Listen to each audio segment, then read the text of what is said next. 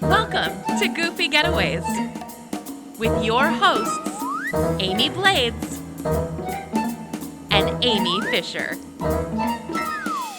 Welcome to the Goofy Getaways podcast. I'm Amy Blades, CEO and owner of Goofy Getaways. And I'm Amy Fisher. I am our marketing and social media director. And as you can tell, we are not the same person. However, we both love Goofy Getaways a lot. And we are excited to welcome you to this episode where we are going to share some cruising tips and tricks with you because we've both cruised a couple different cruise lines and some of those things. And we've booked multiple cruise destinations for clients, so we want to share some tips with you before you embark on a cruise, right? Amy, Probably tell me. my favorite. Yeah, I think cruising, this will be a good topic. It's one of my favorite things to talk about. Right. I was like, I just want to hear really quick, tell us a little bit about what you love about cruising and what you appreciate about it. Oh, yeah. I would say service definitely stands out amongst anything else, depending on your cruise line. But I will say Disney specifically, the food is amazing. And I love that you pay for your cruise, you pay for everything up front. And then when you're there, you just go enjoy your trip. So I love just kind of being able to stay busy if you want to stay busy, or just kind of chill out. Like I personally am like a spa type girl. My husband is super busy, and it's like the perfect combination for both of us. So service, food, and just the experience in itself. I think also, sometimes I like to say ports are the reason cruising is my favorite, but sometimes for me, it's more the ship. And if I'm going to enjoy the ship, I definitely we've gone places, we've cruised places to go to that destination, but ultimately it's just the experience. Absolutely. Yeah. I think, I'm a big Disney cruise girly. That's going to be very much my jam, my speed. And I love that it's you can get the magic that you would experience in the parks, but without the wait times. And going and meeting the characters with not a 45-minute wait. I'm I can wait 10 minutes and have a great interaction with Mickey, and now I'm all set. And then I'm going to go sit up by the pool and, have a lovely little smoothie or one of my included ice cream cones, and I'm good to go. And I love it. Okay. I'm going to be super honest and say it's going to be hard to do this podcast without truly talking the most about Disney Cruise Line, because it is my favorite. I sail it often. I've sailed it a lot. I pray I'm able to sell it a lot more. One of my favorite products to sell, also to give people the experience. But the thing about Disney in particular that I love is that you do get the service, you get the magic, but it's as much as you want or as much as you don't want. And I love that. It was perfect when we have 3 boys that are all adults now, and we still cruise. That's still their choice, Disney Cruise Line. When they were little, it was perfect. And even as adults, I think there's a huge misconception that you can't cruise Disney if you don't have small children.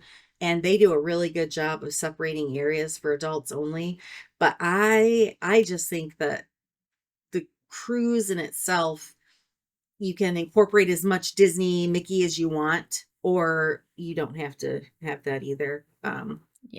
It's my favorite. It's so good. See? And well, here's a fun little tip for our listeners. Just so you know, our next podcast is going to be specifically focused about Disney Cruise Line. So if you can't tell, it's something that Amy and I are both very passionate about. She's traveled with her kids and her family and things like that. I travel adult only. That's my vacations. Yes. So, and I still love Disney Cruise Line, but we'll talk more specifics about Disney Cruise Line coming up in our next episode. So be sure to stay tuned for that. But today we just want to talk about some tips about cruising in general. And this can be applied to literally any cruise line, really. So the first one is kind of a little bit about when to sail. Amy, can you give us some tips about if somebody's when is the best time to cruise? How do you answer that question? And I feel like it's a 2-part question, because I feel like I either get when is the cheapest time to cruise, which is a big deal. Yep. And I get when is the best time to cruise. So obviously I would say the best time, in my opinion, because from the north, is when you can get out of the snow and the crappy weather and go sail where it's really, really warm. To me, the best time is always late winter-ish, spring-ish, you know what I mean? That February, March, April time. However, if you're looking for the most economical way, hurricane season, and I've done many sailings during hurricane season, and I will say being on a ship really is not a bad place to be because they're going to navigate definitely around it. They're not going to want to take you through, but that, a hurricane, God forbid.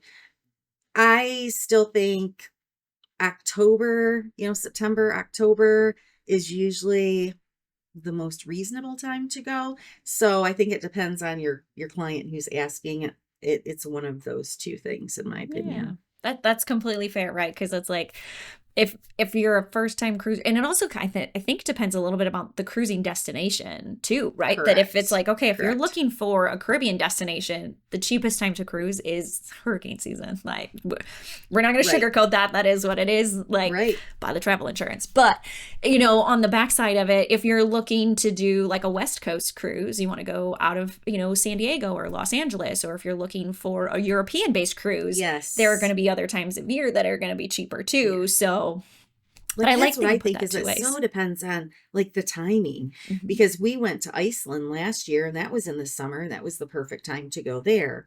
It really kind of depends on the type of experience that you're wanting to have. I think like what your destination is. So, and not so Caribbean cruises run all year round, but not every cruise line or every cruise destination does cruising all year round either. So, like Alaska cruises really only happen from, like late April, early May until end of September, early October. Like that's like the tail end of it. Yeah. Like they're pushing it, but it's cheaper if you could go like May or September for an Alaska cruise. Right. But you're going to have better weather if you can darker, colder, right? Like you're going to have better weather if you can go July or August or like early August. So, and depending on which cruise line you're using or that you're going to be sailing on, there are like holiday cruises too, New Year's Eve. Like there's specialty cruises all the time you can do. So really, that's kind of a loaded question, isn't it? Isn't it? Right? Like, world, welcome to the questions that we as travel agents try to help you decipher. And so we're going to try to answer some of these on a podcast, but sometimes you're going to realize like, oh, this is something that my travel agent would have to really personalize for me, because how I answer that question for one family would be very different than how I would answer it for another, family or travel group. So, But so that's our first one. Yeah. So first foremost, know when to sail, but you might need to have a conversation with your travel agent about when is the best time. One other pro tip that we love to give is to arrive the day before your cruise is required to set sail. This is my pet peeve. I'm interrupting. I'm sorry. Do it. This is my pet peeve. If you're sailing, you really you need to fly in the day before.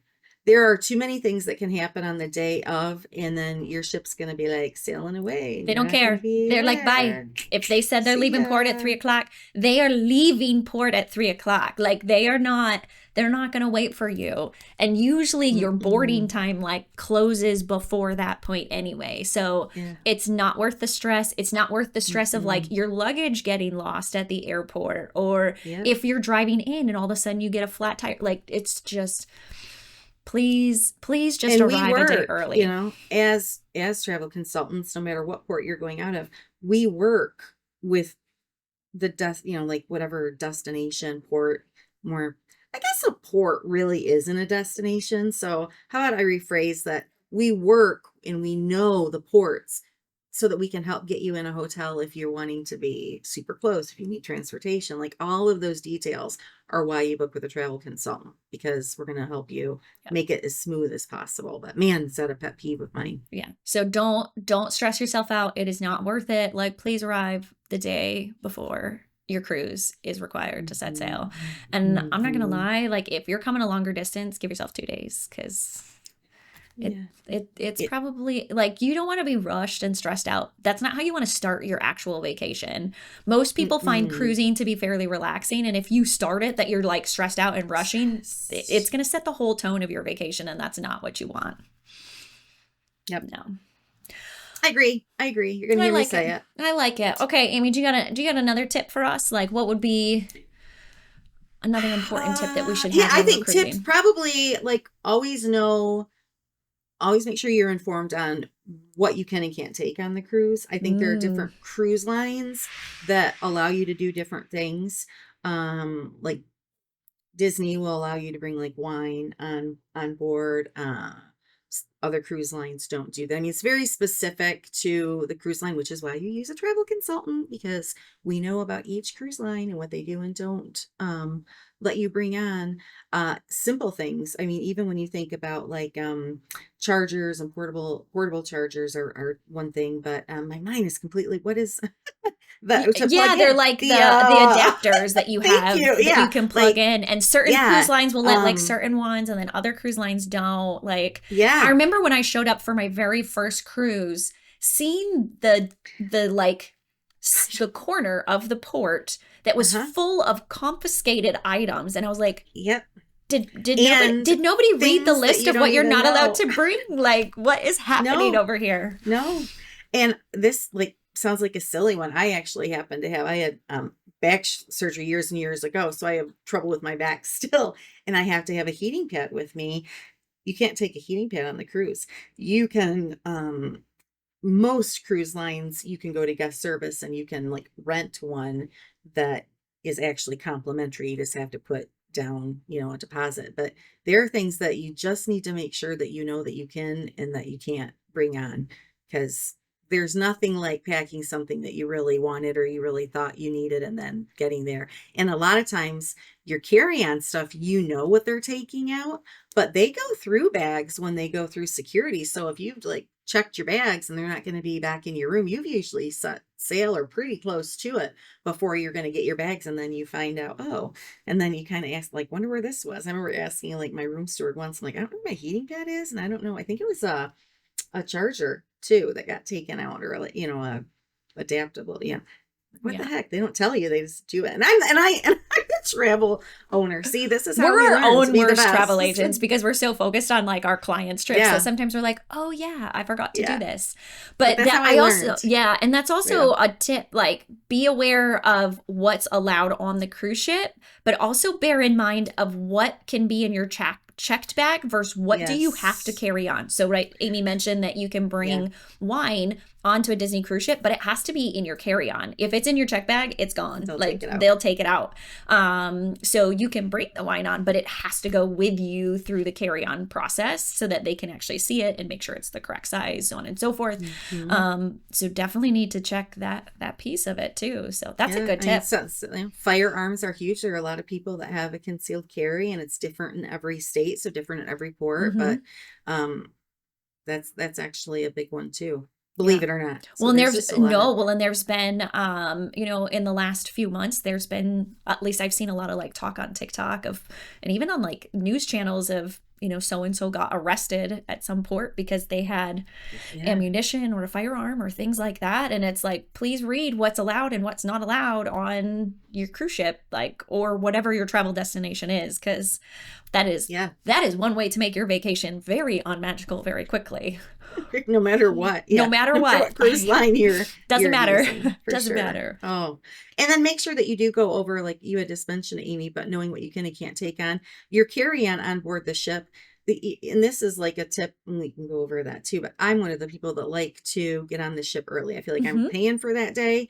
I want to have the whole day. So make sure that you have things that you'll need that you can't get to otherwise. So there's so much planning that goes into like a cruise. But if you do the proper planning, then when you get on, it's usually amazing. Yes. Yeah. And it's like, if you do the proper preparation for a cruise, you're going to have a good and like you said, right? Like it could be full on relaxation, or it could be like go, go, go. But either way, like if you prepare ahead of time with a good cruise, like whether your travel agent helps prepare you or, you do your own thing, fine. But at the same time, it's like, if you can walk onto that cruise ship prepared and ready to go, you're going to have a stress-free vacation, whether you want it to be more adventurous or more relaxing, but it should be stress-free. And that's what we love about cruising. And when you get on board too, at any cruise line, really take advantage of that first couple hours of the day, because you can explore the ship where there are other times you can't explore the same way, Mhm. especially if you want to check out, like where the kids areas and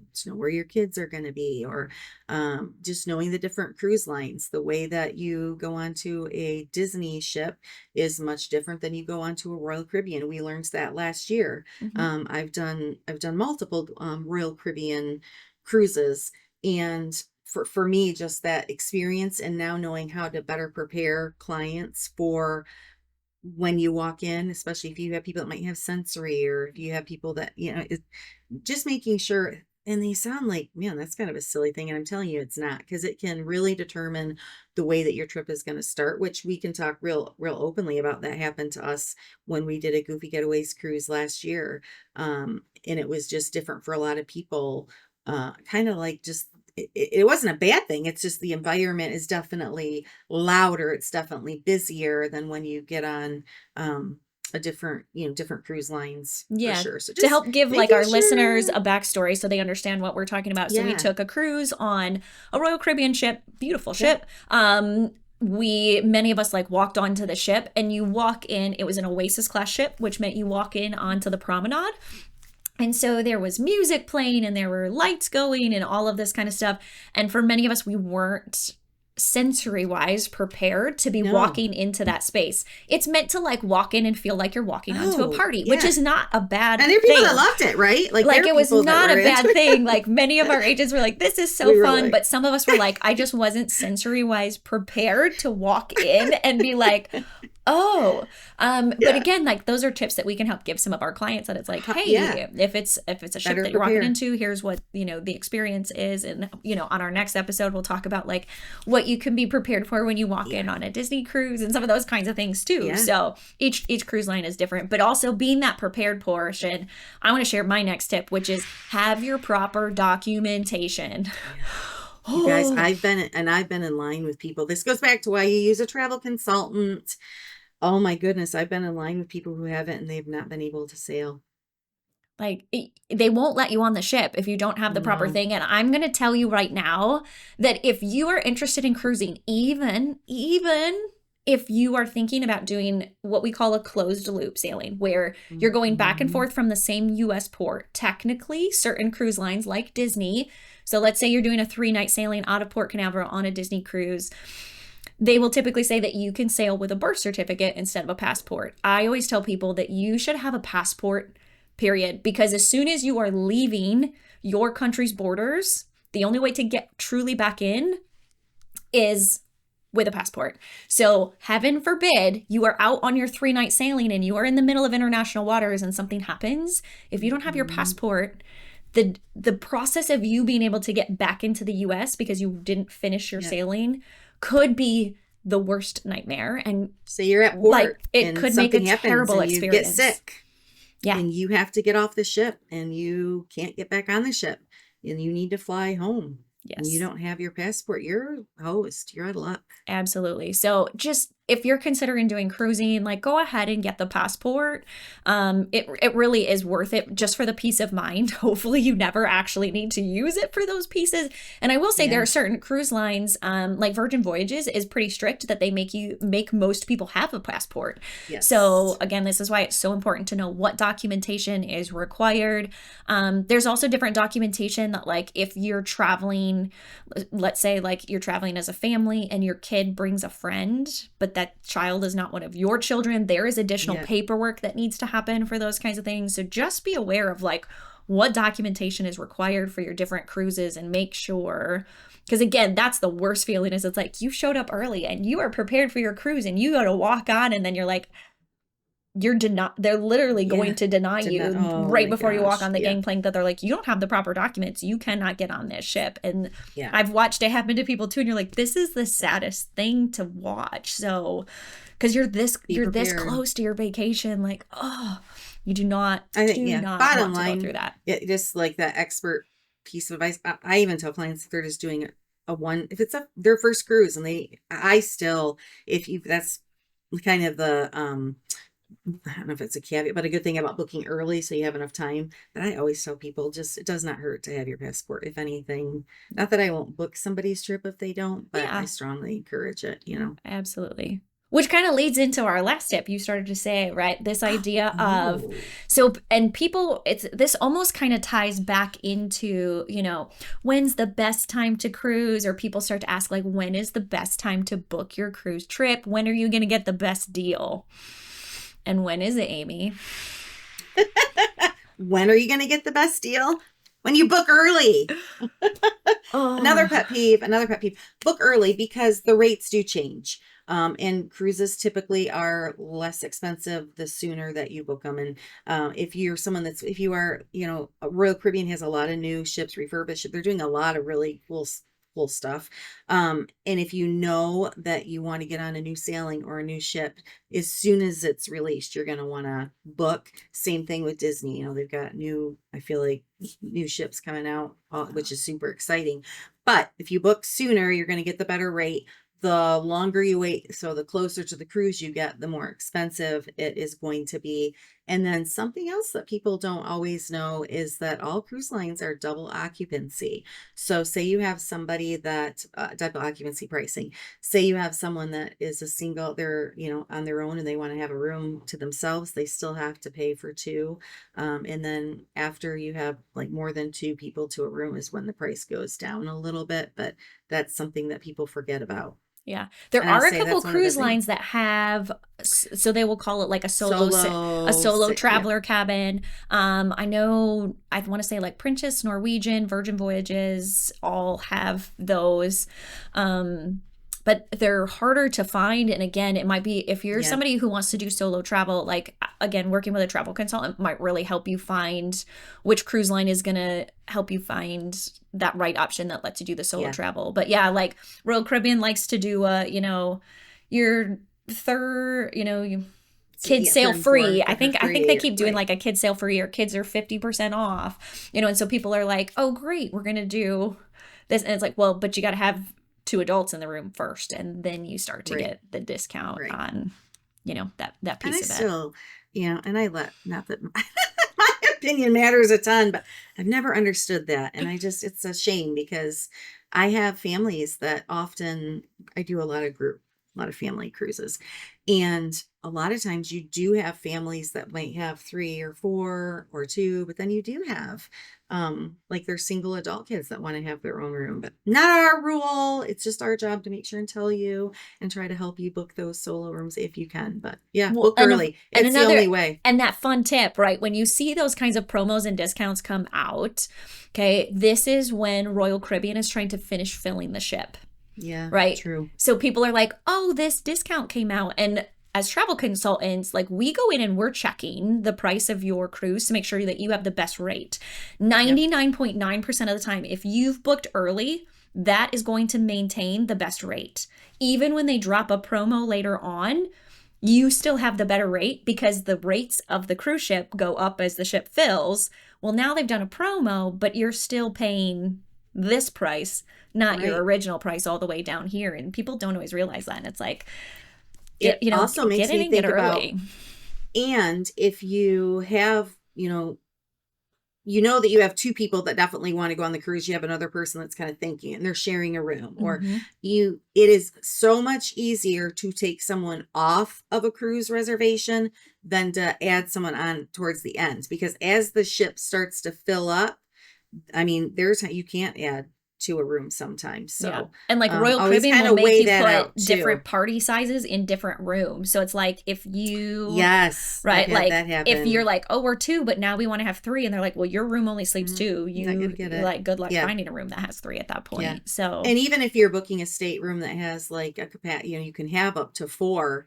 When you started, looked at the trip, and now somebody is several months later has decided, oh yeah, they do want to join it. Even if the room says there's four, they're gonna, whatever the cruise line is and whatever they're. I mean, I have yet to understand what the puzzle is that they're putting together, But I will tell you that when it's a no, I mean, there's no. Well, I'm sure it changing has that to do with decision. like, capacity rulings Yes. and like Weight the amount in of lifeboats rooms and life vests and all that kind of stuff. Yeah. And so it's like, Yeah, I'm sure it's safety. I'm sure it's safety like it's related. not I going to mean, be enough because yeah. it's like, why would they not want you to add another person if you're paying more? Heck But yeah. like it's going to be a safety related thing. So Yeah. so those are kind of 5 big cruise tips that we overall would recommend no matter what cruise line that you're sailing.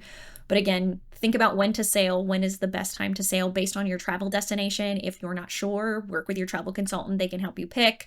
Arrive a day before your cruise is going to set sail. Know what you're allowed to bring on the ship.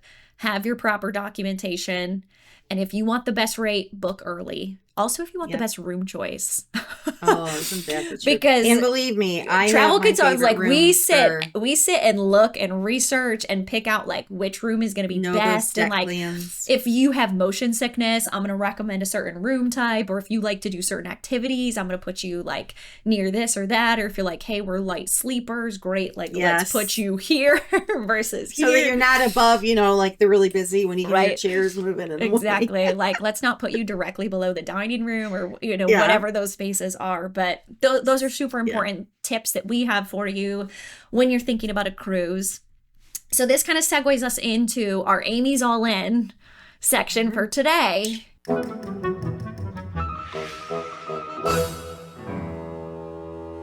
So I think we kind of already started to allude to this, but we want to know, like, Amy Blades, what is your favorite cruise line? And I guess without giving away our whole next podcast episode, why is this your favorite cruise line?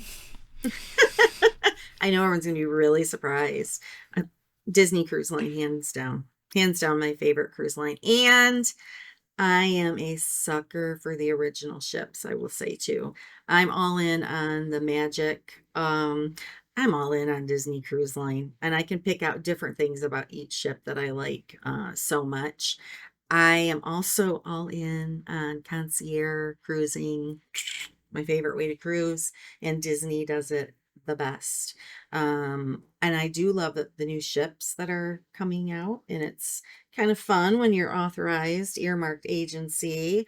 You get special invites, and so we were, invited on the Wish, and got another ship coming up that we're going to be invited to, so we might want to stay tuned. I was like, we can go ahead and say it because so our agency has been invited to be on the Disney Treasure this December. We are so excited, and we will be doing a follow-up podcast episode after. So Amy and Charles will be going on the Treasure, and we cannot wait to do a follow-up podcast and learn more about this brand new ship that officially sets sail towards the end of December. For all guests, but it's beautiful, and there are more cruise ships coming from Disney, which is exciting. The I think adventure that has looks to be beautiful. Oh my goodness, I can't wait. I mean, I'm excited. I'm really excited, and that Disney surprised me. I mean, they do things that surprise me often, but different things in the parks and different destinations. But I'm telling you, like the way that they're rolling out this cruise line, Disney service, in my opinion, is top notch. It's the best. All of their destinations, but their cruise line is incredible, and it's really exciting to see the way that they're really kind of branching out, and the fleet is amazing. The fleet, I'm super excited. So stay tuned, because I'm super excited about being on the Treasure, and we're gonna tell you all the likes and the dislikes and what we love. But I'm a sucker for Disney Cruise Line. Disney Cruise Line, my favorite. All right. So, and I'm going to give you kind of 2 different answers on my end. So for me personally, if I'm sailing, Disney Cruise Line is my go-to, because I am not a big go to bars, casinos type of a person anyway. So I sail adult only again. So let me preface this by saying I'm looking for an adult only cruise, and I'm still sailing Disney Cruise Line. So because to me, I'm I love the quality of the food. I love the quality of the service. 100%. Oh my gosh, the shows that are on the Disney cruise ship are so good. The experience is absolutely amazing to me, and it nothing else can touch it. However, kind of a little backdoor piece to that is that my favorite cruise line to work with as a travel agent is actually Virgin Voyages. Yeah. Because one, how well they set us up to be successful, to like make a great trip for our clients is amazing.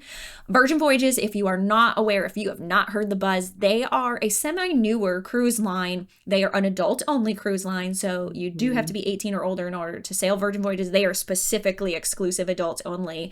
I've had multiple clients sail Virgin Voyages, and the feedback that I get of the type of experience that they have, because all of the restaurants are already included. You don't have to do a specialty dining package. They're like, the food is so high quality. There's lots of different entertainment experiences. Yes, there are like really good thumping nightclubs and that kind of stuff, but like some of my clients were like, we went and spent so much time. There's a board game room, like a game room with like board games and all this kind of stuff. And they were like, we had so much fun in there. I'm like, fun. see, like you don't have to be a like big partier to necessarily really love and feel and enjoy the experience of Virgin Voyages. So I'm just going to throw, again, because I sail adults only, like, I love me some Disney Cruise Line for me personally, but like my clients 1000% love Virgin Voyages, and they are such a great quality cruise line, a great product for sure. And I think that's probably something we need to do as an agency this year will be the Virgin Voyages, because we are booking a lot of it and we're hearing a lot of really good feedback. And some of the things like when they first launch, that they're even kind of tweaking so that it's really a broader group of people that can come. I think something to note too, that Amy, is that Amy has been invited as the agency. I usually can get invites on different cruises, and Amy has done a couple of trainings on cruise lines and she goes by herself, which I think is a testament to Disney. Not that you can't do that on any other cruise ship, or cruise line either, but you have done several of those on your own. Yeah. So I think that's a different experience too. Absolutely. And like, I don't feel awkward traveling solo. There's a way that you can make it a great experience. So I've helped clients who travel solo as well, that it's like, hey, especially as somebody who is a female that travels solo, there are some additional safety things that you have to think about and consider. And so, those are things that I always feel prepared for. And that's why, again, I love Disney Cruise Line, because I feel 100% safe, whether I'm at Walt Disney World, whether I'm at Disneyland, whether I'm on a Disney cruise. I know that the cast members are going to take great care of me. I'm in a safe space that even when there's, some random people around, like overall, I know that I'm in a safe space, and not that I'm not going to take precautions. But it's definitely somewhere that I'm like, I can travel solo and be very safe. And it's a great experience for sure. Well, and you're a foodie person too. Amy's, I mean, just a little. She likes food, so she's always very honest and very particular about food. And I think that one thing I'm excited about is I have heard that the food on Virgin Voyages is excellent. So yeah, I'm excited. I'm excited to try that cruise line.